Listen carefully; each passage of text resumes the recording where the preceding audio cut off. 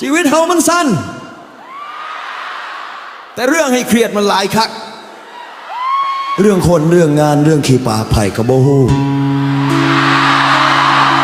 มื้อนี้ผมมีคำเดียวสิครับคำว่าสร้างมัน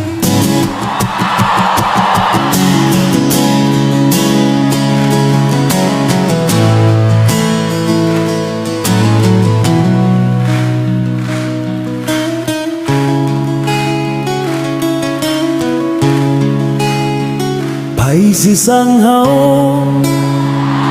ก็สร้างเขาไผสินินทา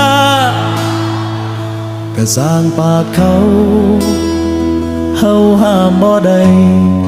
เฮาบ่ได้เกิดมาเพื่อให้ทุกคนหักเฮาเกิดมาเพื่อสู้ในทางของเฮา